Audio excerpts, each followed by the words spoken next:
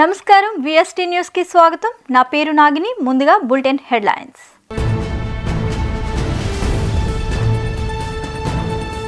కేజ్రీవాల్ రాజీనామా చేయాలి BJP.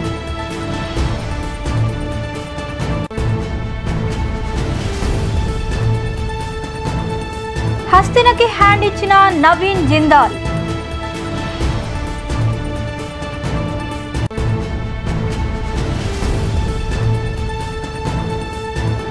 Speed పెంచిన సైకిల్.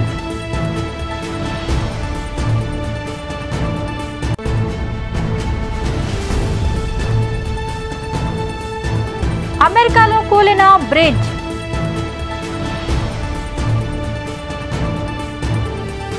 బాబు మోహన్ కి తెలంగాణ బాధ్యతలు.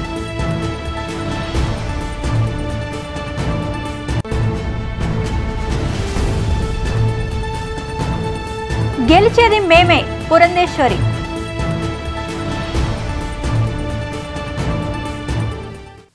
ఢిల్లీ లిక్కర్ స్కామ్ కేసులో ఢిల్లీ ముఖ్యమంత్రి అరవింద్ కేజ్రీవాల్ అరెస్ట్ అయ్యి ఈడీ కస్టడీలో ఉన్న విషయం తెలిసిందే. అయితే కేజ్రీవాల్ అరెస్టు అక్రమం అంటూ ఆప్ నేతలు కార్యకర్తలు మంగళవారం ఢిల్లీ వ్యాప్తంగా నిరసనకు దిగారు.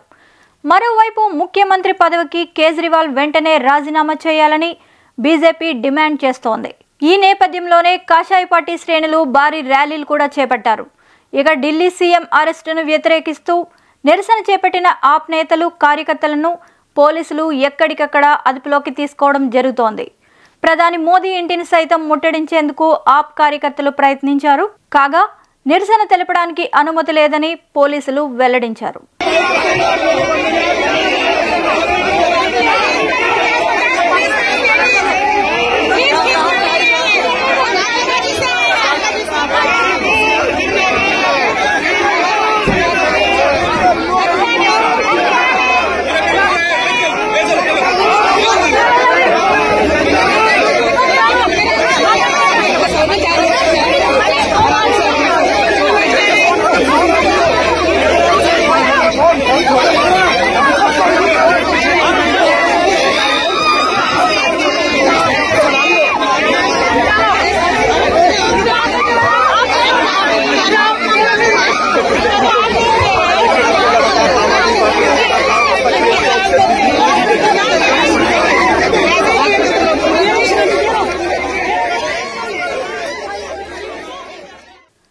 ఎన్నికల వేళ హస్తం పార్టీకి మరో షాక్ తగిలింది. ప్రముఖ పారిశ్రామికవేత్త Jindal steel and power chairman Naveen Jindal కాంగ్రెస్కు గుడ్ బై చెప్పి బీజేపీలో చేరారు. పార్టీ జనరల్ సెక్రటరీ వినోద్ తాండే సమక్షంలో ఆయన బీజేపీలో చేరారు. ప్రధాని మోదీ వికసిత్ భారత్ కార్యక్రమంలో పాలు పంచుకునేందుకు బీజేపీలో చేరినట్లు నవీన్ జిందాల్ తెలిపారు. కురుక్షేత్ర హర్యానా నుంచి 10 సంవత్సరాల పాటు కాంగ్రెస్ పార్టీ ఎంపీగా ఉన్నానని, అప్పటి ప్రధాని డాక్టర్ మన్మోహన్ సింగ్కు కాంగ్రెస్ నాయకత్వానికి ధన్యవాదాలు చెబుతున్నా ఈరోజు నేను కాంగ్రెస్ పార్టీ ప్రాథమిక సభ్యత్వానికి రాజీనామా చేశా అంటూ ఆయన ట్విట్టర్లో ట్వీట్ చేశారు. और उनकी जो विकास यात्रा है पिछले 10 सालों से प्रभावित होकर बहुत सारे लोगों ने बीजेपी का दामन थामा है और जो उनकी अपनी जो सेवा करने की इच्छा है वो बीजेपी के प्लेटफॉर्म पे आके उन्होंने सेवा करने का काम किया है. आज उसी क्रम में नवीन जिंदल जी हमारे पार्टी में प्रवेश कर रहे हैं. हम उनका स्वागत करते हैं. जैसा कि आप सभी लोग जानते हैं कि नवीन जिंदल जी 2 बार 2004 से 2009 और 2009 से 2014 तक कांग्रेस में से कुरुक्षेत्र से मेंबर ऑफ पार्लियामेंट भी रहे हैं. वो एक कांग्रेस पार्टी के सीनियर लीडर रहे हैं और उनका जो है हरियाणा में एक वर्चस्व रहा है. साथ साथ वर्तमान में अभी कांग्रेस पार्टी के मेंबर होते हुए वो जिंदल पावर एंड स्टील के वो चेयरमैन भी हैं और जिंदल ग्लोबल यूनिवर्सिटी के चांसलर भी हैं. उनकी जो रुचि रही है वो एजुकेशन में और क्लाइमेट चेंज इस तरह की चीज़ों में बहुत रुचि रही है और साथ साथ देश उनको इस बात के लिए भी याद करता है कि जो हम तिरंगा फहराते हैं घर घर में, उसमें उनका भी बड़ा योगदान रहा है. मैं सबसे पहले आदरणीय विनोद तावड़े जी से आग्रह करूंगा कि वो पर्ची देकर उनका स्वागत करें.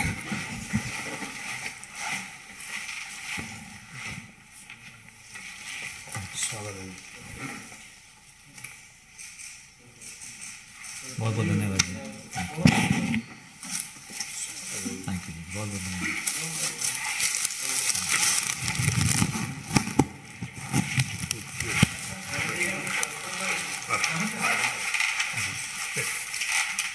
थैंक यू जी, बहुत बहुत धन्यवाद।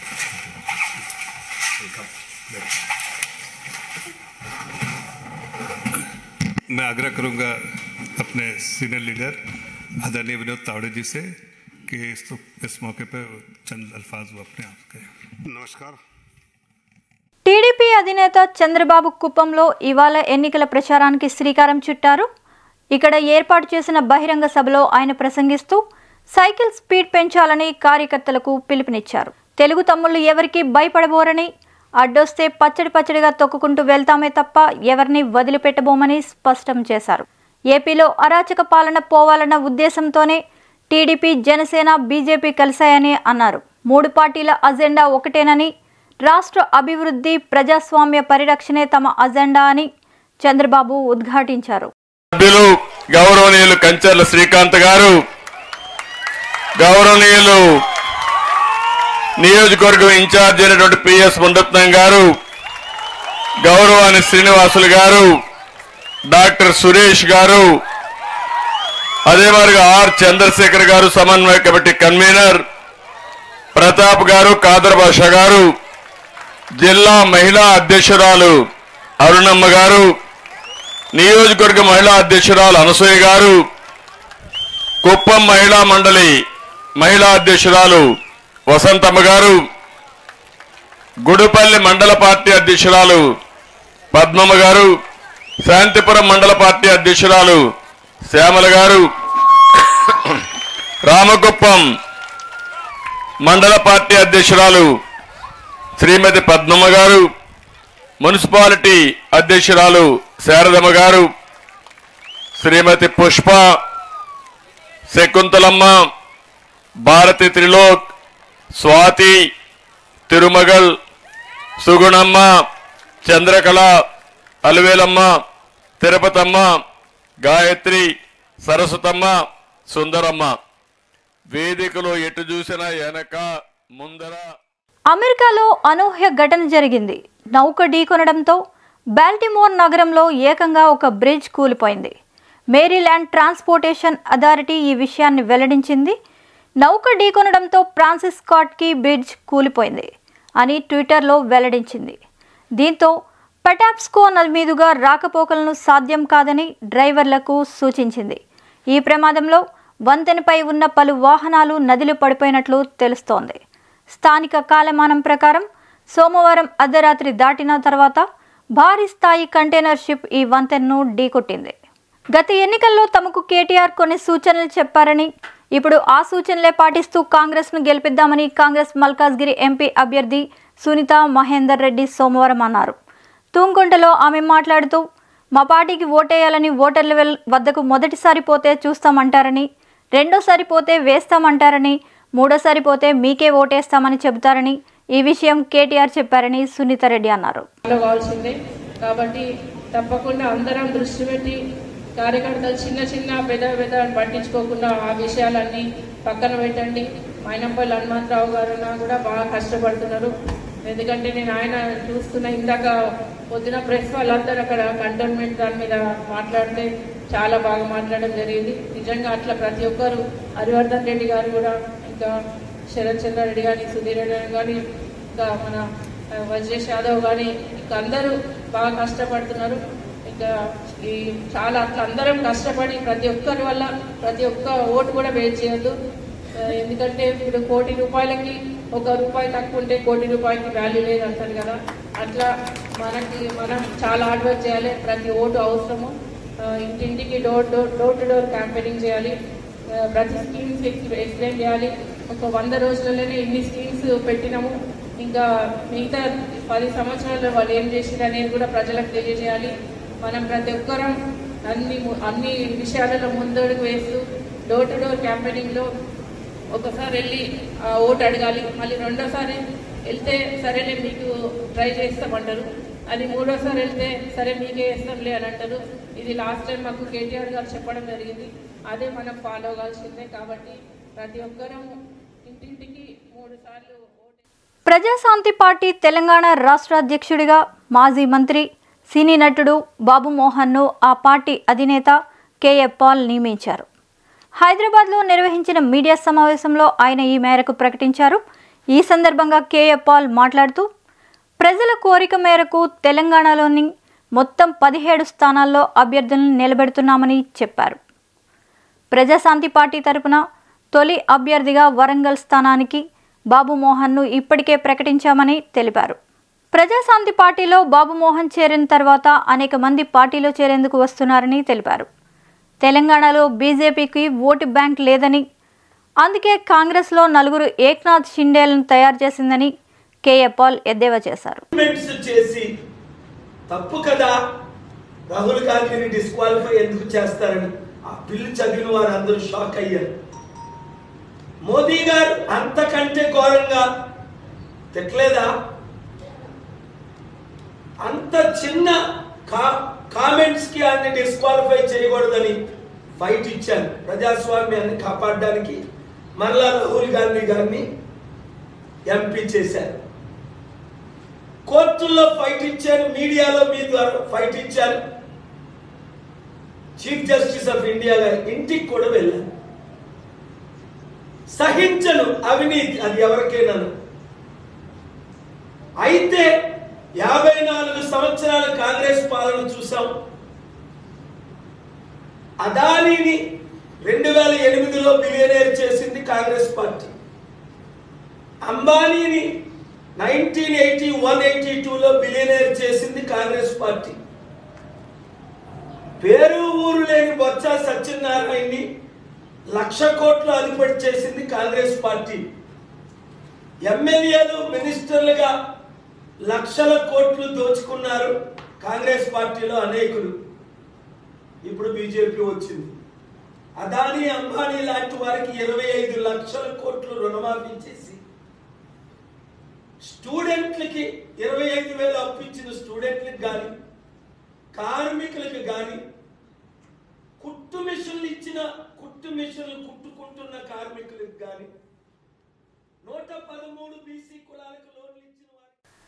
తెదేపా, జనసేన, భాజపా కూటమి గెలుపుతోనే ఆంధ్రప్రదేశ్లో రామరాజ్యం సాధ్యమవుతుందని భాజపా రాష్ట్ర అధ్యక్షురాలు పురంధేశ్వరి అన్నారు.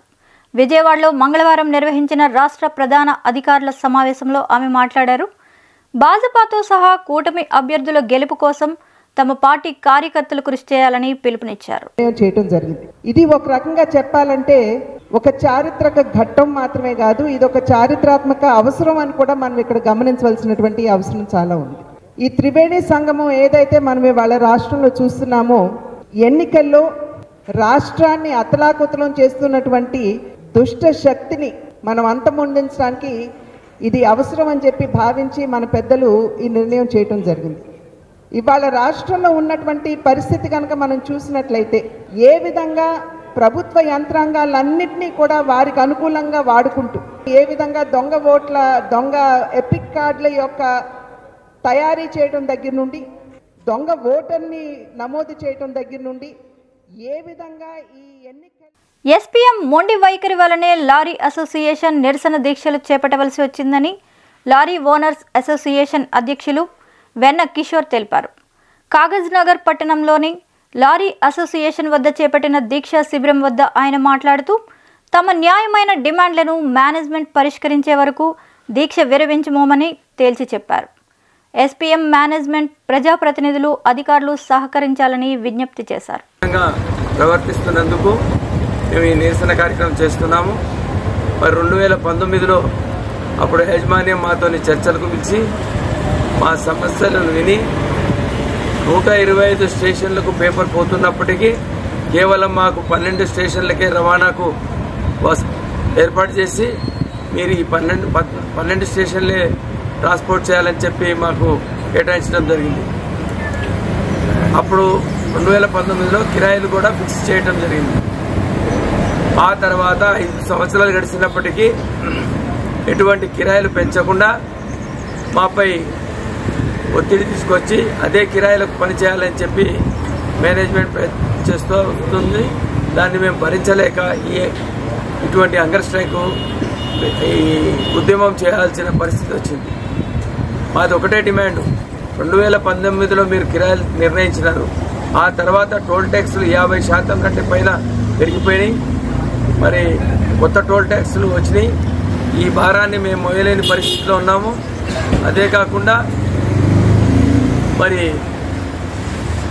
కాంటా బండి లోడ్ అయిన తర్వాత కాంటా చేసి ఎంత అయితే సరుకు ఉన్నదో దాన్ని. శ్రీ సత్యసాయి ఉరవకొండ పాత బస్టాండ్ వద్ద మంగళవారం తెల్లవారుజామున ప్రమాదవశాత్తు మంటలు చెలరేగి ఒక హోటల్, గాజుల దుకాణం దగ్ధమయ్యాయి. ఈ ప్రమాదంలో 5 లక్షల ఆస్తి నష్టం జరిగినట్టు తెలుస్తోంది. తెల్లవారుజామున 2 గంటల సమయంలో పాత బస్టాండ్ ప్రాంతంలో 2 దుకాణాల్లో అగ్ని ప్రమాదం జరిగింది. గాజుల దుకాణంతో పాటు పక్కనే ఉన్న హోటల్లో ఒక్కసారిగా మంటలు చెలరేగాయి. అగ్నిమాపక సిబ్బందికి ఘటనా స్థలానికి చేరుకొని మంటలను అదుపు చేశారు.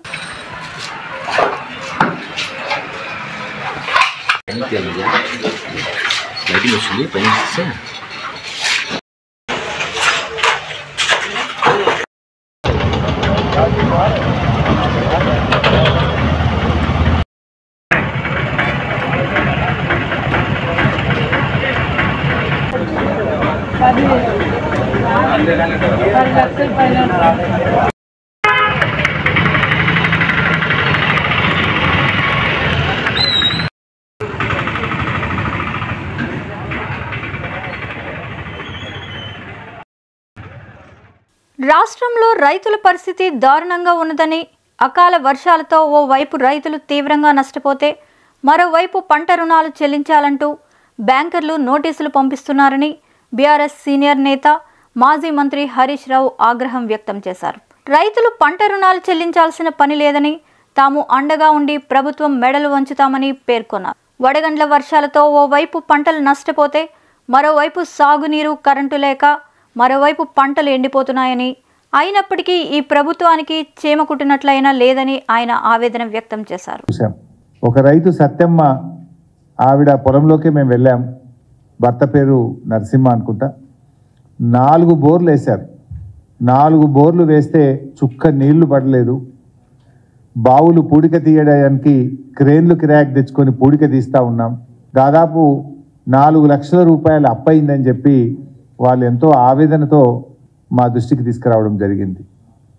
అట్లా ఒక్కొక్క రైతు, లక్ష్మి అనే రైతు 6 బోర్లు వేశానని, సత్యమ్మ 4 బోర్లు వేశానని, జంకు 9 బోర్లు వేశానని, శివశంకర్ 6 బోర్లు వేశానని, విజయ 4 బోర్లు వేశామని, వేసిన పంటలో బారాన ఎండిపోయింది. ఏపీసీసీ చీఫ్ వైఎస్ షర్మిలారెడ్డి సమక్షంలో నంద్యాల వైసీపీ నేత జెడ్పీటీసీ గోకుల్ కృష్ణారెడ్డి సోమవారం హైదరాబాద్లోని లోటస్ పాండ్లో కాంగ్రెస్ పార్టీలో చేరారు. గోకుల్ కృష్ణారెడ్డికి కండువా కప్పి వైఎస్ షర్మిల పార్టీలోకి ఆహ్వానించారు. గోకుల్ కృష్ణారెడ్డి మాట్లాడుతూ వైసీపీ కోసం ఎంతో కష్టం చేశానని, పార్టీ కోసం చేసిన సేవలకు కనీస మర్యాద కూడా లేదని అన్నారు. వైసీపీ నాపై విచక్షణ రహితంగా ప్రవర్తించిందని అన్నారు. ఈరోజు 12:30 గంటలకు మేము ఈరోజు కాంగ్రెస్ పార్టీలో చేరడం జరిగింది. మేము గతంలో వైఎస్ఆర్ కాంగ్రెస్ పార్టీ కోసం చాలానే పనిచేశాము. ఆ పార్టీలో సరైన గుర్తింపు లేక మేము పార్టీకి చేసిన సేవలు, ఆ పార్టీ మమ్మల్ని గుర్తించాక పార్టీకి చేసిన సేవల గురించి కూడా ఆలోచించకుండా చాలా విచక్షణాయుతంగా నాతో ప్రవర్తించారు. మేము ఎటువంటి మెసేజ్ పంపించామో పార్టీకి తెలుసు, పార్టీలో ప్రతి ఒక్క పెద్దలకు తెలుసు. ఎవరు కూడా పట్టించుకోకుండా దాన్ని ఏదో మనం గాలికి వదిలేసినట్టు వదిలేసినారు. సో ఈరోజు మా మనోభావాలు దెబ్బతిని ఈరోజు మా పాతింటికి చేరినట్టు ఉన్నది. నాకు కాంగ్రెస్ పార్టీలో పుట్టి పెరిగింది, కాంగ్రెస్ పార్టీలో మధ్యలో వచ్చింది వైఎస్ఆర్ కాంగ్రెస్ పార్టీ. సరే, వాళ్ళతో ఎన్నికల్లో ఓటర్లకు పంపిణీకి నిల్వ ఉంచిన 12 లక్షల విలువ చేసే కర్ణాటక మద్యాన్ని చిప్పగిరి పోలీసులు సోమవారం పట్టుకున్నారు. రామదుర్గం గ్రామం వైసీపీ నాయకుడు విక్రాంత్ రెడ్డి క్వారీకి దగ్గరలో ఉన్న కొండలో 124 బాక్సుల మద్యాన్ని నిల్వ ఉంచినట్లు ఎస్సీ శ్రీకాంత్ అందిన సమాచారం మేరకు పోలీసులు తనిఖీలు చేసి మద్యాన్ని స్వాధీనం చేసుకున్నట్లు DSP Srinivasa Reddy, CI Venkateswarlu, SI Mohammed Rizwan తెలిపారు. డంపు చేయబడిన దాదాపు 124 బాక్సుల కర్ణాటక మద్యాన్ని పంచాయతీరాజ్ సమక్షంలో సీజ్ చేయడం జరిగింది. దీంట్లో ఒక్కొక్క బాక్సులో దాదాపు 96 టెట్రా ప్యాకెట్లు 90 ml టెట్రా ప్యాకెట్లు ఉంటాయి. ఇవి మొత్తము 11,904 టెట్రా ప్యాకెట్లు. దీని వాల్యూ సుమారుగా 5 లక్షలు. ఈ కర్ణాటక నుంచి ఈ అక్రమంగా తీసుకురాబడి ఇక్కడ డంప్ చేస్తున్నారు ఎవరో గుర్తు తెలియని వ్యక్తులు. దీని మీద విచారణ చేసి సదరు వ్యక్తులను కూడా తొందరలో గుర్తించడం జరుగుతుంది. ఈ సీజ్ చేసిన మద్యాన్ని మీద ఒక కేసు రిజిస్టర్ చేసి తదుపరి దర్యాప్తు చేయడం జరుగుతుంది. ఆదోని బీజేపీ అసెంబ్లీ టికెట్ స్థానికులకే ఇవ్వాలని బీజేపీ రాష్ట్ర నాయకులు మాజీ ఎమ్మెల్యే ఎన్ ప్రకాష్ జైన్ కోరారు. ఆదోనిలోని ఆయన విలేకరులతో మాట్లాడుతూ బీజేపీ టికెట్ స్థానికేతరులకు ఇస్తే మద్దతిచ్చే ప్రసక్తే లేదని తేల్చి చెప్పారు. తనకే తప్పకుండా ఎమ్మెల్యే అభ్యర్థి టికెట్ వస్తుందని ఆశాభావం వ్యక్తం చేశారు. స్థానికులకు ఎవరికిచ్చినా మద్దతు ఉంటుందన్నారు. సో ఇక్కడ లోకల్ నాయకులు కూడా చాలా ఇదిగా అయిపోయింది. ముఖ్యంగా నేనేం చెప్తానంటే ఇక్కడ స్థానిక నాయకులకు గుర్తించి బీజేపీ టికెట్ కేటాయించారు. అంతేగాని ఇట్లా టూరిస్టులు వస్తే టూరిస్టులకి టికెట్ ఇస్తే ఆదోని ప్రజలు రిసీవ్ చేసుకోరు. గతంలో ఇదే సామాజిక న్యాయం వాళ్ళు గతంలో పోటీ చేశారు. గతంలో పోటీ చేసినప్పుడు ప్రజలు ఏ రకంగా తీర్పు ఇచ్చారో ఆల్రెడీ రికార్డులు ఉన్నాయి. రికార్డులు చూసుకోండి. ఇక్కడ ఎప్పుడు కూడా తక్కువ క్యాస్ట్ వాళ్ళు అంటే తక్కువ సంఖ్య వాళ్ళే ఎక్కువ గెలిచారు. హిస్టరీలో చూడండి. ఆర్వి సత్యనారాయణ, బ్రాహ్మణు. విశాఖ డ్రగ్స్ వ్యవహారంలో జగన్ హస్తం ఉందని తెలుగుదేశం పార్టీ దక్షిణ నియోజకవర్గ ఇన్ఛార్జ్ గండి బాబ్జీ అన్నారు. మంగళవారం జిల్లా తెలుగుదేశం పార్టీ కార్యాలయంలో జరిగిన విలేకరుల సమావేశంలో బాబ్జీ మాట్లాడుతూ విశాఖలో ఎప్పటి నుంచో డ్రగ్స్ మాఫియా జరుగుతుంది. ఎక్కడ గంజాయి పట్టుబడినా వాటి మూలాలు విశాఖలోనే కనిపిస్తున్నాయని, విశాఖలో పెద్ద ఎత్తున డ్రగ్స్ పట్టుబడితే సిబిఐ విచారణ చేయడానికి అవకాశం ఇవ్వలేదు. డ్రగ్స్ మాఫియా తతంగాన్ని అధికార పార్టీ నాయకులు మాయ చేయాలని ప్రయత్నాలు చేస్తున్నారని అన్నారు. ఒక పొలిటికల్ పార్టీ రిప్రజెంటేటివ్గా ఈ విషయాలు ప్రజలకు చెప్పాల్సిన అవసరం మాకుంది కాబట్టి మేము ముందు ఈరోజు కూర్చున్నాం. ముఖ్యంగా మన విశాఖపట్నంలో ఈ మధ్య కాలంలో అనుకుంటున్నాం కానీ ఎప్పటి నుంచో జరుగుతున్న డ్రగ్స్ మాఫియా మీ అందరికీ తెలిసిందే. ఎక్కడ డ్రగ్స్ కానీ లేకపోతే గంజాయి కానీ ఇక ఏవైనా పట్టుబడితే ఆంధ్రప్రదేశ్ రాష్ట్రంలో విశాఖపట్నం హెడ్ క్వార్టర్గా ఈ డ్రగ్స్ మాఫియా తయారైంది. సో ఈ మధ్యనే మీరు అందరూ చూశారు. విశాఖపట్నంలో 25,000 కేజీలు 16వ తారీఖున పట్టుబడితే అది 25వ తారీఖు వరకు కూడా సిబిఐ అధికారులు రైడ్ చేద్దామంటే కనీసం వాళ్ళకి అవకాశం ఇవ్వకుండా లోకల్ పోలీసు వారిని అడ్డుకొని ఈ మాఫియా తాలూకా తతంగాన్ని మాయ చేయడానికి ఈ ప్రభుత్వం పెద్దలు ప్రయత్నం చేశారనేది మీ అందరికీ తెలుసు. సుమారు 25,000 కేజీలు అంటే జనం కానీ మిగతా పెద్దలు కానీ చెప్పేది ఏంటంటే దాని వాల్యూ సుమారు 50,000 కోట్ల రూపాయలు ఉంటుందనేది మరి ఎంత ఘోరమైన మరి ఈ మాఫియా నాకు అర్థం కాలేదు. బ్రెజిల్ నుంచి ఇక్కడ కంటైనర్లో రావడం అంటే మరి ఎట్లా తీసుకొచ్చారో ఎవరికి కూడా అర్థం కాని పరిస్థితి.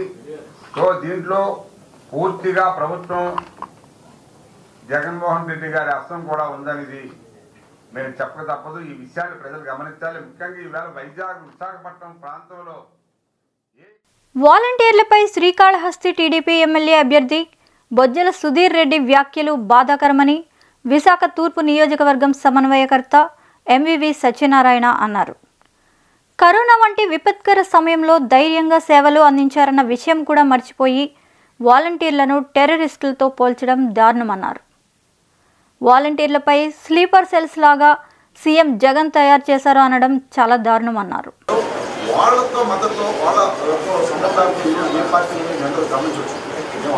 మీడియా మిత్రులందరికీ నమస్కారం.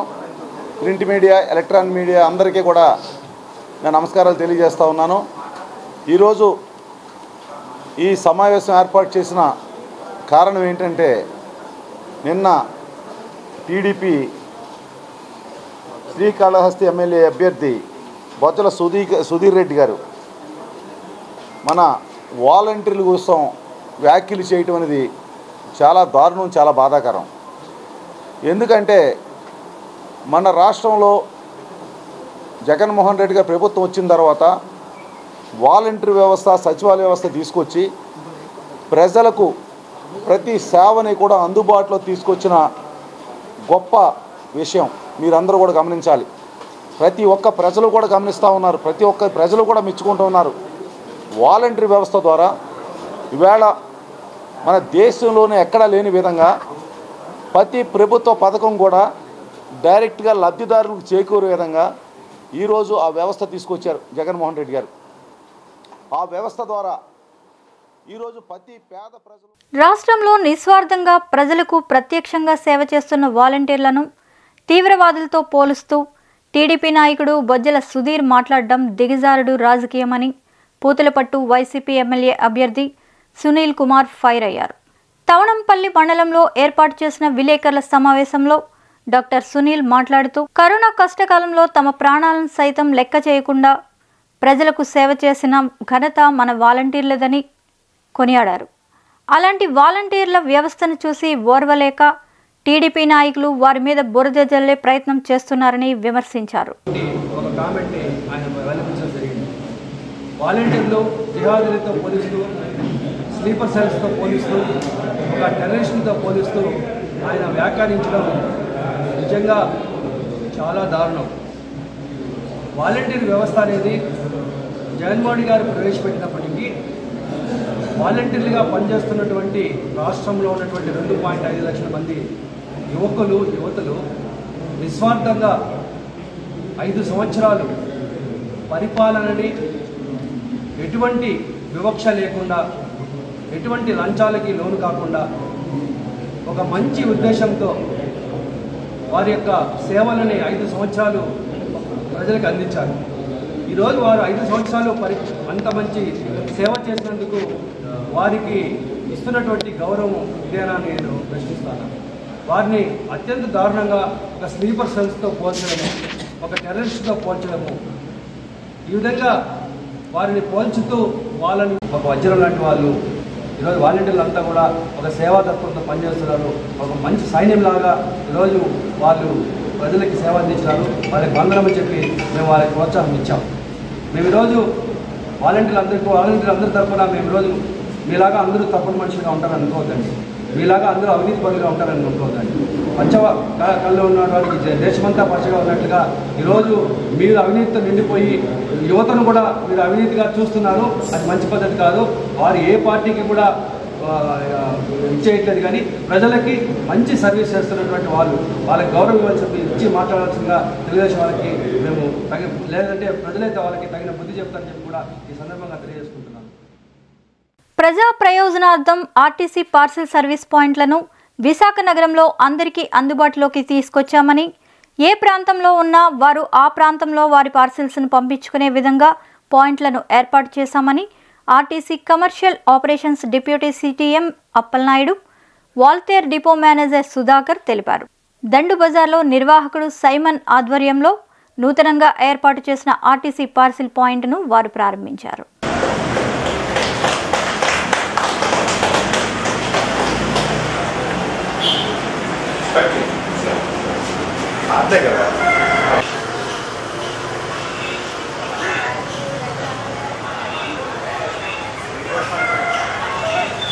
ఏం చేయాలి ఎలా ఇక్కడ కౌంటర్లో చేస్తే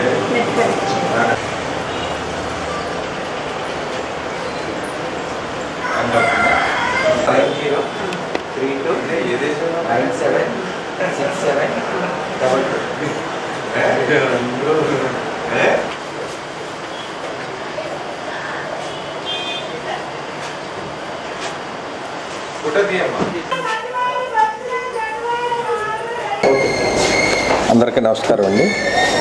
ముఖ్యంగా ఏపీఎస్ఆర్టీసీ లాజిస్టిక్ అన్నది కౌంటరు స్టేట్ వైడ్గా కూడా స్టార్ట్ చేయడం జరిగింది.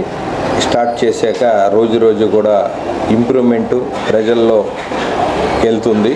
పార్సల్ సర్వీసు వెళ్ళి రాను కూడా మా ఈ సంవత్సరం అయితే సుమారు 170 కోట్లు స్టేట్ వైడ్గాను, ఇక్కడేమో 24 కోట్ల వరకు కూడా సంపాదించడం జరిగింది. ప్రజల్లోకి చాలా చొచ్చుకుపోయింది. ఆర్టీసీ సర్వీసు అతి త్వరగా తీసుకెళ్తుందని, అతి చౌకగా తీసుకెళ్తుందని, అదేవిధంగా డోర్ టు డోర్ కూడా ఇవ్వడం జరిగింది ఈ మధ్యకాలంలో 20 కిలోమీటర్ రేంజ్ వరకు. అదేవిధంగా Jagadamba point, market point, Jagadamba కూడా ఎర్లియర్గా కూడా ఈ పక్క ప్రాంతంలో ఉండేది. ఇంకా బిజినెస్ పెంచుకోవడానికి ఈ ప్లేస్ పాతదాన్ని ఇక్కడ పెట్టి ఇంకా ఈ దగ్గరున్న ప్రాంతాలకు విస్తరించాలని ఆర్టీసీ కౌంటర్స్ అన్నీ కూడా 8BB ఏజెంట్ వాళ్ళు శాంసన్ గారు ఈ పరిధిలో ఆయన యొక్క బిజినెస్ చేస్తూ ఉన్నారు. దీని అందరికీ కూడా ప్రయాణికులందరూ కూడా వినియోగించి అతి త్వరగా వెళ్ళే ఏపీఎస్ఆర్టీ కౌంటర్ని ఆశ్రయించాలని, మరింత బిజినెస్ పెంపొందించి దాని ద్వారా బెటర్ సర్వీసెస్ అందుకోవాలని కోరుచున్నాను. నమస్కారం, నా పేరు కె సుధాకర్ రావు. నేను depot manager APSRTC Waltair depot. ఈరోజు గండు బజార్ ప్రాంతంలో రామజోగయ్యపేట అనే వీధిలో ఆంధ్రప్రదేశ్ రాష్ట్ర రోడ్డు రవాణా సంస్థకు సంబంధించినటువంటి పార్సిల్ బుకింగ్ కౌంటర్ ఓపెన్ చేయడం జరిగింది. ఈ ఓపెన్ చేసినటువంటి ఈ పార్సిల్ బుకింగ్ కౌంటర్లో శాంసన్ గారు ఏజెంట్గా ఉంటున్నారు. వారు ఏంటంటే ఈ చుట్టుపక్కల వ్యాపార సంస్థలు వాటి వద్ద నుంచి కూడా ఈ పార్సిల్స్ అన్నది బుక్ చేసుకొని మా ఆర్టీసీ బస్సులలో అన్ని ప్రాంతాలకు, అంటే రాష్ట్రంలో ఉన్న అన్ని ప్రాంతాలకు కూడా ఈ పార్సిల్స్ అనేది చేరవేయటం అనేది వాళ్ళు చేస్తారు. అందుకు గాను మీరు కాంటాక్ట్ చేయవలసినటువంటి నెంబరు 7610644474. ఇది కాంటాక్ట్ నెంబరు. ఈ కాంటాక్ట్ నెంబర్కి ఎవరైనా కానీ పార్సిల్స్ బుకింగ్ చేసుకోవాలంటే మీరు ఫోన్ చేస్తే వారే వచ్చి డోర్ పికప్, అంటే మీరు ఎక్కడైతే పార్సిల్ ఉన్నదో ఆ పార్సిల్ దగ్గరికి వారి యొక్క ఏజెంట్స్ ద్వారా పంపించి మీ పార్సిల్స్ అనేది పికప్ చేసుకొని అది బుక్ చేసి ఆ డెస్టినేషన్ ఏదైతే ఉందో ఆ ప్రాంతానికి ఆర్టీసీ బస్సుల ద్వారా చేరవేసేటటువంటి ఈ వ్యాపారం అనేది ఈ కౌంటర్ ద్వారా జరుగుతుంది. కాబట్టి చుట్టుపక్కల ఉన్నటువంటి వ్యాపార సంస్థలు అయితేనేమి, అలాగే ఇళ్లలో ఉన్నటువంటి ప్రైవేట్ పర్సన్స్ కూడా ఈ పార్సిల్ కౌంటర్ల ద్వారా పార్సిల్స్ బుకింగ్ చేసుకొని వారి సౌకర్యార్థము ఈ ఏర్పాటు చేయడం జరిగింది. నా పేరు ప్రసాద్ అండి. ఇది ఆర్టీసీ పార్సల్ కౌంటర్ దగ్గర దొండ బజార్ దగ్గర ఓపెన్ చేయడం మాకు చాలా సంతోషకరంగా ఉంది. మేము ఎక్కడెక్కడికో వెళ్ళి లైన్ కాయకుండా మాకు దగ్గరగా ఈ parcel counter, RTC parcel counter open చేయడం వల్ల మాకు చాలా సంతోషం. అది సేఫ్గా సురక్షితంగా ఈ పార్సల్ కౌంటర్ ఆర్టీసీ వాళ్ళు పంపిస్తున్నారు. మాకు చాలా సంతోషం, చాలా ఆనందంగా ఉంది. ఆర్టీసీకి ధన్యవాదాలు. జగదాంబ సెంటర్లో ఓపెన్ చేసిన విధానానికి ధన్యవాదాలు చెల్లిస్తున్నాను. విశాఖ టీడీపీ కార్యాలయంలో తూర్పు నియోజకవర్గం ఆత్మీయ సమావేశం నిర్వహించారు.